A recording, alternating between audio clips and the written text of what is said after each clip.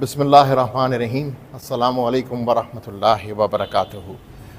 میں آج مسجد وزیر خان لاہور میں ہوں اور اعلیٰ حضرت امام احمد رضا خان کے بڑے صاحبزادے مفتی حامد رضا خان حجت الاسلام رحمۃ اللہ علیہ کے عرس مبارک کے سلسلے میں ایک ویڈیو آپ کے سامنے پیش کر رہا ہوں۔ سب سے پہلی بات تو کہ مسجد وزیر خان میں آیا کیوں ہوں۔ مسجد وزیر خان اور لاہور اعلیٰ حضرت کے خانوادے کا ایک خاص طرۂ امتیاز ہے۔ اعلیٰ حضرت امام احمد رضا خان، ان کا خانوادہ، جب ان کا خاندان افغانستان قندھار سے تشریف لایا سب کانٹیننٹ میں، اس وقت بھی انہوں نے لاہور میں اسٹے کیا تھا، شیش محل میں۔ محمد شاہ رنگیلا مغل بادشاہ تھا جس نے ان کو شیش محل میں رکوایا، تو لاہور کے ساتھ ایک خاص انسیت ہے خانوادہ اعلیٰ حضرت اور اعلیٰ حضرت کے بڑے صاحبزادے مفتی حامد رضا خان صاحب کی۔ مفتی حامد رضا خان صاحب بھی مسجد وزیر خان میں کئی دفعہ تشریف لائے اور 1934 کا ایک بڑا سلسلہ تھا جس میں مسجد وزیر خان مفتی حامد رضا خان حجت الاسلام علیہ رحمہ کا آنا ہوا۔ بریلی سے لاہور اور لاہور سے پھر مسجد وزیر خان ہوا۔ کچھ یوں تھا کہ اس وقت جو دوسرے مکتب فکر کے لوگ تھے، انہوں نے سوچا کہ اہل سنت کو اکٹھا کریں اور ان کے ساتھ آپس میں میٹنگز کریں تاکہ اگر کوئی اختلاف ہے تو اس کو دور کیا جا سکے، اور اگر جو غلطی پر ہے وہ رجوع کرے اور بات کو حق کو تسلیم کیا جائے تاکہ اہل سنت جو ہے اس کو اکٹھا کر لیا جائے۔ اب میٹنگ ہونی تھی اور اہل سنت کی طرف سے حامد رضا خان، مفتی حامد رضا خان حجت الاسلام علیہ رحمہ وہ نامینیٹڈ تھے، اور دوسری طرف سے اشرف علی تھانوی صاحب نامینیٹڈ تھے۔ انہوں نے ایک میٹنگ کرنی تھی جو کہ کنورٹ ہو گئی آخر میں مناظرے میں۔ یہ مناظرہ ہونا تھا اسی مسجد وزیر خان کے اندر، لیکن ہوا کچھ یوں کہ اشرف علی تھانوی صاحب موقع پہ نہیں آئے اور وہ مناظرہ نہیں ہوا، لیکن ایک بہت اچھا تاریخی خطبہ ہوا حامد رضا خان صاحب کا۔ انہوں نے اس خطبے کے اندر بیان کیا کہ اہل سنت و جماعت کے عقائد کیا ہیں، صحیح سے سمجھایا کہ اس میں کس طریقے سے ملاوٹیں کی گئیں over the period of centuries, اور ان کا اکٹھا ہونا اور جو ایمان سے الگ جو عقائد ہیں ان کو بھولنا، ان سے توبہ کرنا بڑا ضروری ہے۔ امام احمد رضا خان کے بڑے صاحبزادے حامد رضا خان صاحب جو تھے بڑے ہینڈسم آدمی تھے، he was a very very handsome man, اور اس کے ساتھ ساتھ فصیح بلیغ تھے، عالم فاضل تھے، اور یہی وجہ تھی کہ وہ اعلیٰ حضرت امام احمد رضا خان کے بہت دل کے قریب تھے۔ یوں کہیے اسی وقت وہ جانشین اعلیٰ حضرت نے ان کو بنا دیا تھا اپنی زندگی میں ہی۔ یہ وہ پہلا واقعہ تھا جس میں مسجد وزیر خان انوالو ہوئی۔ دوسرا بڑا واقعہ تاریخی اعتبار سے ڈاکٹر علامہ اقبال کی یہاں ملاقات ہوئی حامد رضا خان صاحب سے۔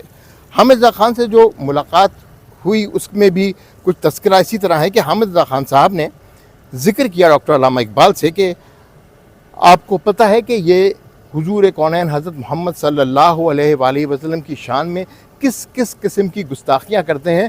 تو ڈاکٹر اقبال نے کہا کہ حضرت یہ باتیں سن کے مجھے حیرانگی ہو رہی ہے، اور میں یہ سوچ رہا ہوں کہ اتنی گستاخیوں کے بعد آخر آسمان کیوں نہیں ٹوٹ پڑتا ان پر۔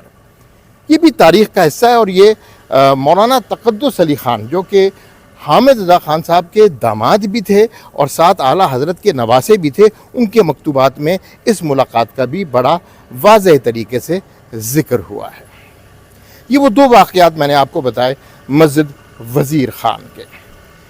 ایک اور بڑا تاریخی واقعہ جس نے اہل سنت کی سمت کا تعین کیا پاکستان میں، ایک نوجوان سردار احمد، وہ وہاں بیٹھا تھا جب حامد رضا خان نے اپنے خطبات کا سلسلہ شروع کیا۔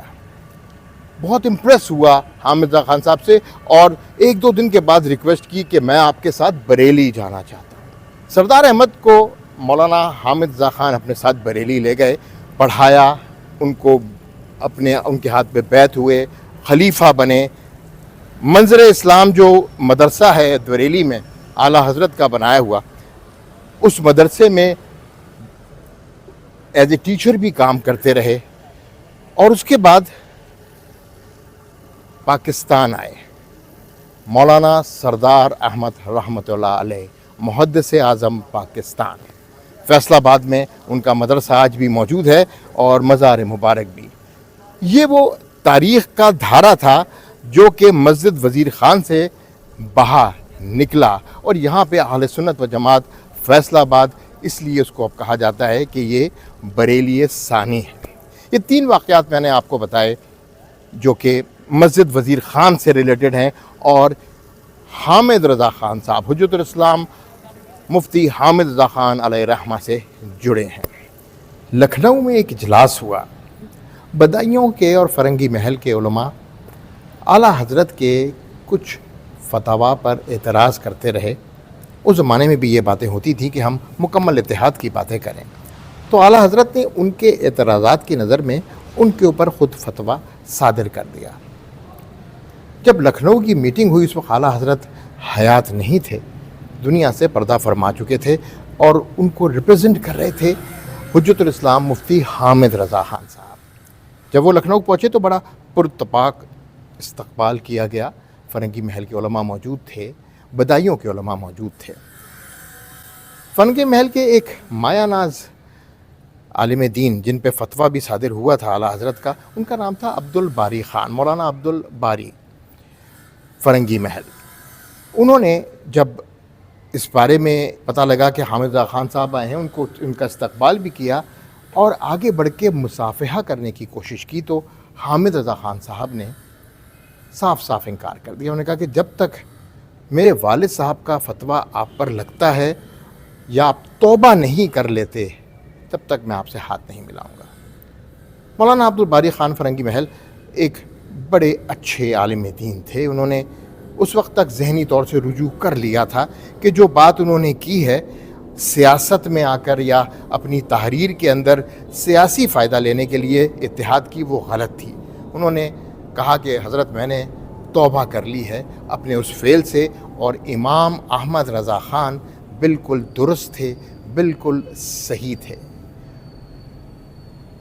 یہ تمام باتیں جب ہم غور سے دیکھتے ہیں، مشاہدہ کرتے ہیں، تاریخ کو پڑھتے ہیں، تو باطل فرقوں سے اتحاد کی پالیسی بڑی کلیئر نظر آتی ہے، جو کہ اہل سنت کو ٹھیس پہنچانے کے علاوہ کچھ نتیجہ نہیں دیتی۔ اچھا تو جناب، اب چونکہ میں مسجد وزیر خان میں کھڑا ہوں اور آپ کو حجت الاسلام مفتی حامد رضا خان صاحب کے حوالے سے کچھ بتا رہا ہوں ان کے عرس مبارک کے سلسلے میں، تو میں یہ بھی بتا دوں کہ مسجد وزیر خان کی مختصر سی تاریخ ہے کیا۔ یہ شاہ جہاں کے دور میں بنائی گئی مسجد ہے، اور اس کو بنانے والے جو تھے ان کا نام ہے شیخ علم الدین انصاری۔ یہ پرسنل فزیشین تھے، یعنی طبیب تھے شاہ جہاں کے، اور بعد میں ان کو گورنر پنجاب لگا دیا گیا اور ان کو لقب ملا تھا وزیر خان کا۔ تو اس مسجد کا نام ہے مسجد وزیر خان۔ 1634 عیسوی سے لے کر 1641 عیسوی تک یہ مسجد تعمیر ہوئی۔ یہاں کا روح پرور ایک منظر ہے، ساتھ تاریخ جڑی ہے، اور آج مفتی حامد رضا خان صاحبزادہ اعلیٰ حضرت کے بارے میں بات چیت ہو رہی ہے، تو ان کے ایک خطبے کا بھی ذکر کرنا بڑا ضروری بنتا ہے، خاص طور پہ آج کل کے حالات میں۔ یہ خطبہ ہے 19 مارچ 1925 کا، آل انڈیا سنی کانفرنس مراد آباد۔ یہ بڑا تاریخ ساز واقعہ ہے۔ یہ وہ خطبہ ہے جس نے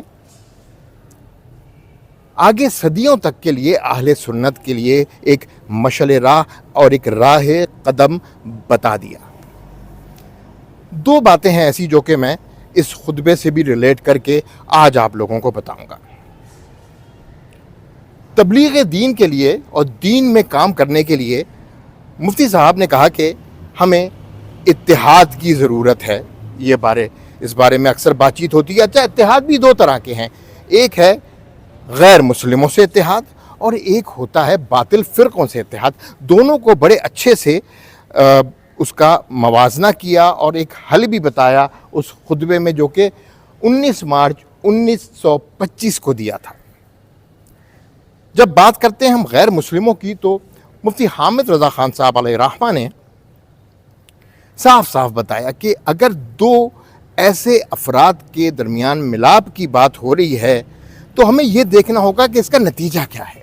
اگر اس کا نتیجہ ایک کی مکمل شکست ہے اور اس کا نشان ہی مٹ جانے کی بات ہے تو وہ اتحاد نہیں ہے، وہ شکست کو تسلیم کرنا ہے۔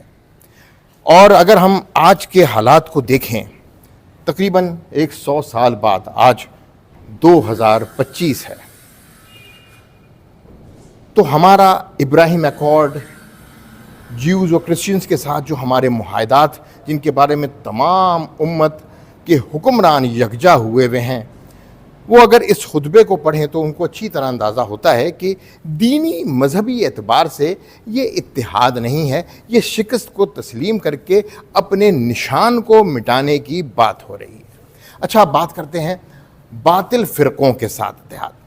مفتی صاحب اپنے خطبے میں فرماتے ہیں کہ گاہے بگاہے آوازیں اٹھتی رہتی ہیں کہ ہمیں تمام فرقوں کو اکٹھا کر دینا چاہیے، اتحاد کے ساتھ رہنا چاہیے۔ اچھا، وہی باتیں آج بھی 100 سال بعد بھی ہمیں سننے میں آتی ہیں، اور بہت سارے لوگ، بہت سارے اہل سنت کے علماء بھی اس لائن کو ایک پرائرٹی دے رہے ہوتے ہیں کہ ہم تمام باطل فرقوں کے ساتھ بیٹھ کے ایک اتحاد کریں تاکہ ایک اوورآل ایک یونٹی کی فضا بنے۔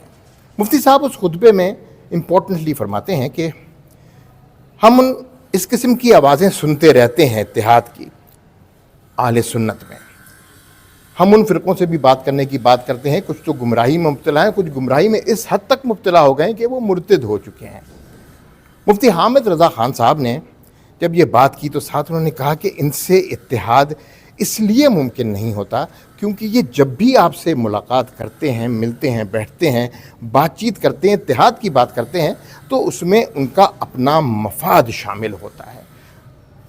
دیکھا جائے تو اس مفاد کو اگر ہم آج کے زمانے میں دیکھیں تو آج بھی اہل سنت کی پوزیشن ہمارے اپنے ملک میں بھی کافی حد تک کمزور ہو چکی ہے، اور اس کی وجہ یہی ہے کہ ہمارے آج کے علماء دین اس بات کو سمجھ نہیں رہے کہ اعلیٰ حضرت امام احمد رضا خان کا وہ پرچم جو کہ اہل سنت کے لیے مقدم ہے اور جس کے نیچے ہی اہل سنت اکٹھے ہو سکتے ہیں، اس پرچم کو سنبھالنے کے لیے، تھامنے کے لیے کچھ پری ریکوزٹس ہیں۔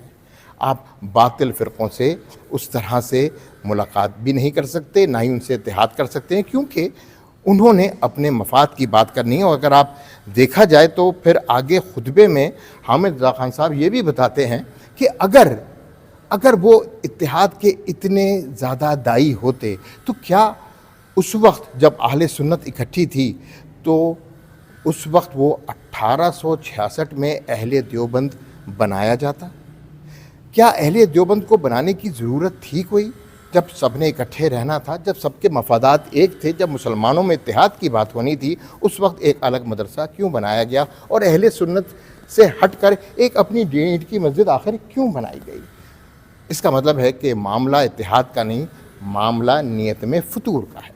مفتی صاحب 1925 کے اس فتوے میں، اس خطبے میں جو بات بیان کر گئے، وہ آج 100 سال بعد بھی ہماری لیے مشعل راہ ہے۔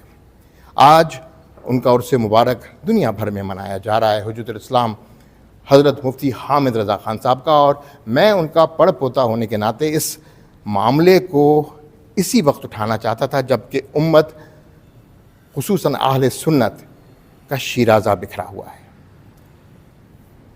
مجھے امید ہے کہ یہ ولاگ آپ کے لیے ایک معلوماتی ولاگ ہوگا، اور اس ولاگ سے ہمیں مسلمانوں کی اخلاقی سیاسی حالات کے بارے میں اچھی طرح پتہ لگ جائے گا۔ ایک بات اور ایڈ کروں گا اس خطبے میں جو کہ 1925 میں دیا تھا. مفتی حامد رضا خان صاحب نے ایک اور بات کی. انہوں نے اہل سنت کو بھی یہی تلقین کی کہ آپ کو اب ہر صورت میں اکٹھا ہونا ہے, اپنے عقائد کو ٹھیک رکھنا ہے.